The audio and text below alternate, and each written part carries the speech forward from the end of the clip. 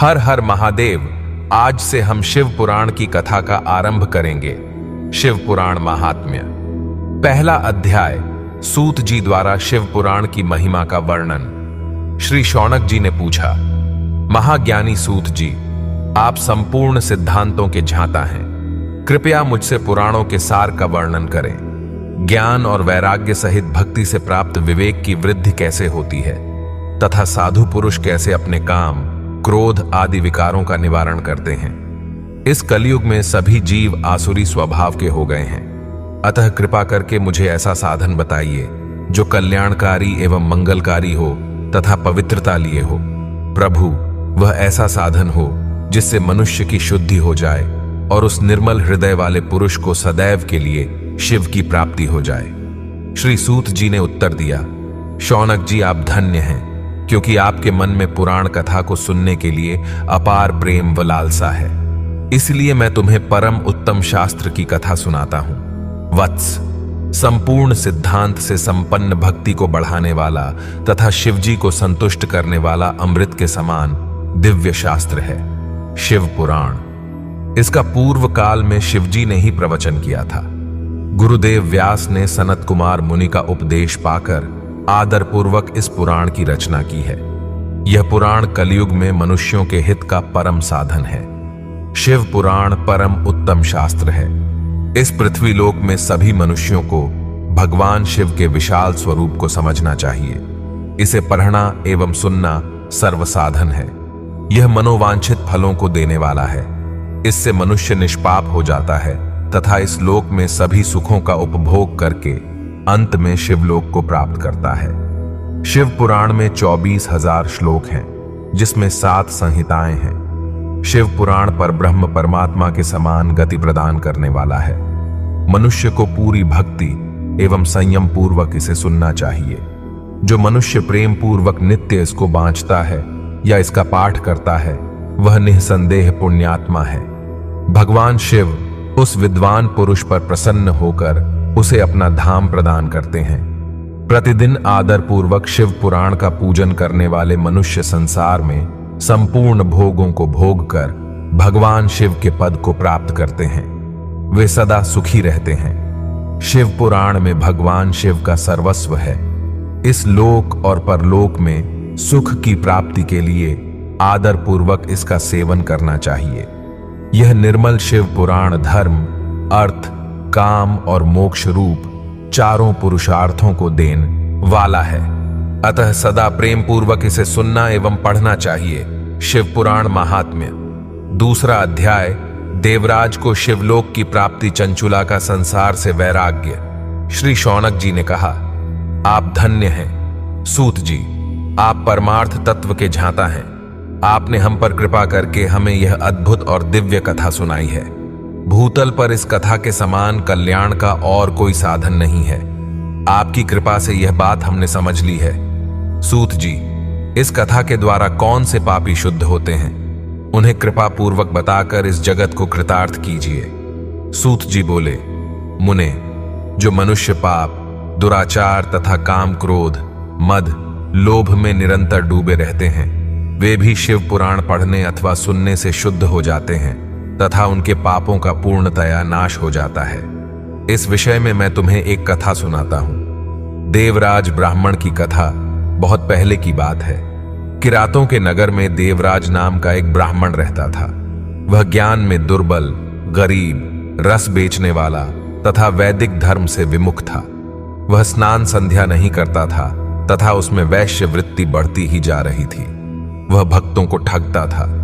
उसने अनेक मनुष्यों को मारकर उन सब का धन हड़प लिया था। उस पापी ने थोड़ा सा भी धन धर्म के काम में नहीं लगाया था। वह वेश्यागामी तथा आचार भ्रष्ट था। एक दिन वह घूमता हुआ दैवयोग से प्रतिष्ठानपुर झूसी प्रयाग जा पहुंचा। वहां उसने एक शिवालय देखा जहां बहुत से साधु महात्मा एकत्र हुए थे। देवराज वहीं ठहर गया। वहां रात में उसे ज्वर आ गया और उसे बड़ी पीड़ा होने लगी। वहीं पर एक ब्राह्मण देवता शिव पुराण की कथा सुना रहे थे। ज्वर में पड़ा देवराज भी ब्राह्मण के मुख से शिव कथा को निरंतर सुनता रहता था। 1 मास बाद देवराज ज्वर से पीड़ित अवस्था में चल बसा। यमराज के दूत उसे बांधकर यमपुरी ले गए। तभी वहां शिवलोक से भगवान शिव के पार्षद गण आ गए। वे कर्पूर के समान उज्जवल थे। उनके हाथ में त्रिशूल, संपूर्ण शरीर पर भस्म और गले में रुद्राक्ष की माला उनके शरीर की शोभा बढ़ा रही थी।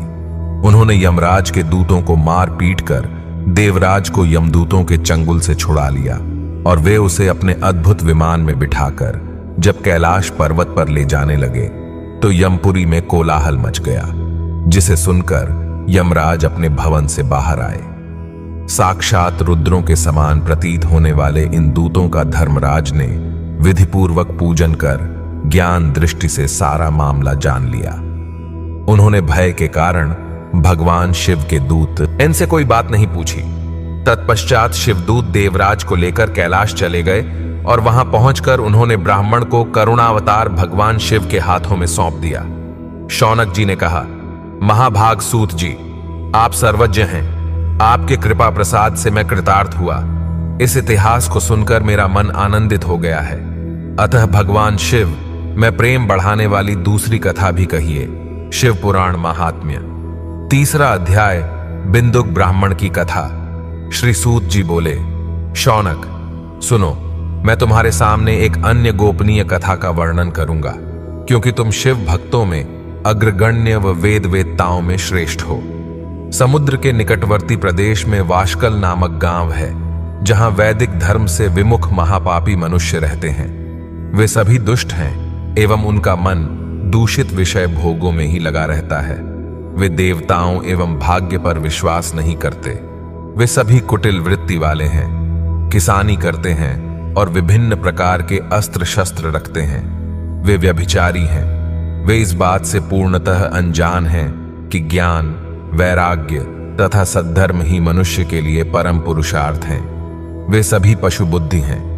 अन्य समुदाय के लोग भी उन्हीं की तरह बुरे विचार रखने वाले, धर्म से विमुख हैं। वे नित्य कुकर्म में लगे रहते हैं एवं सदा विषय भोगों में डूबे रहते हैं। वहां की स्त्रियां भी बुरे स्वभाव की, स्वेच्छाचारिणी, पाप में डूबी, कुटिल सोच वाली और व्यभिचारिणी हैं। वे सभी सद्व्यवहार तथा सदाचार से सर्वथा शून्य हैं। वहां सिर्फ दुष्टों का निवास है। वाशकल नामक गांव में बिंदुक नाम का एक ब्राह्मण रहता था। वह अधर्मी, दुरात्मा एवं महापापी था। उसकी स्त्री बहुत सुंदर थी। उसका नाम चंचुला था। वह सदा उत्तम धर्म का पालन करती थी, परंतु बिंदुक वेश्यागामी था। इस तरह कुकर्म करते हुए बहुत समय व्यतीत हो गया।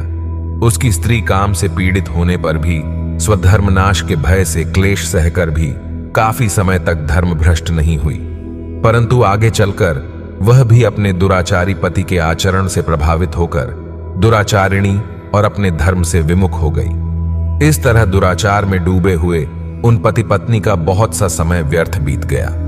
वेश्यागामी, दूषित बुद्धि वाला वह दुष्ट ब्राह्मण बिंदुक समयानुसार मृत्यु को प्राप्त हो नरक में चला गया। बहुत दिनों तक नरक के दुखों को भोग कर वह मूर बुद्धि पापी विंध्य पर्वत पर भयंकर पिशाच हुआ। इधर उस दुराचारी बिंदुक के मर जाने पर वह चंचुला नामक स्त्री बहुत समय तक पुत्रों के साथ अपने घर में रहती रही। पति की मृत्यु के बाद वह भी अपने धर्म से गिरकर पर पुरुषों का संग करने लगी थी।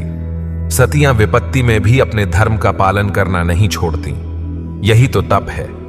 तप कठिन तो होता है, लेकिन इसका फल मीठा होता है। विषयी इस सत्य को नहीं जानता, इसीलिए वह विषयों के विषफल का स्वाद लेते हुए भोग करता है। एक दिन दैवयोग से किसी पुण्य पर्व के आने पर वह अपने भाई बंधुओं के साथ गोकर्ण क्षेत्र में गई। उसने तीर्थ के जल में स्नान किया एवं बंधुजनों के साथ यत्र तत्र घूमने लगी। घूमते घूमते वह एक देव मंदिर में गई।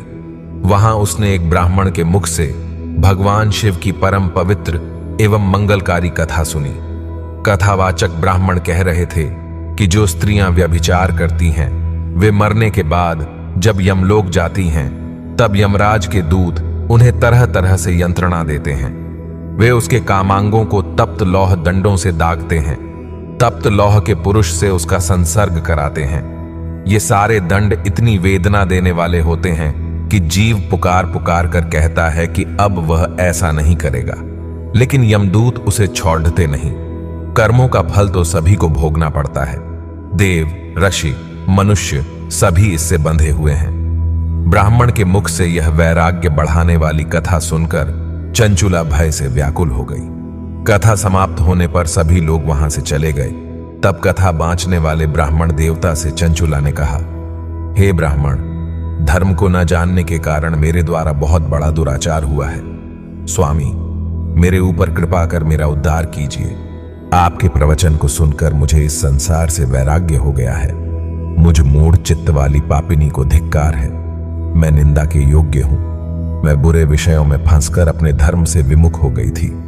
कौन मुझ जैसी कुमार्ग में मन लगाने वाली पापिनी का साथ देगा? जब यमदूत मेरे गले में फंदा डालकर मुझे बांध कर ले जाएंगे और नरक में मेरे शरीर के टुकड़े करेंगे, तब मैं कैसे उन महायातनाओं को सहन कर पाऊंगी?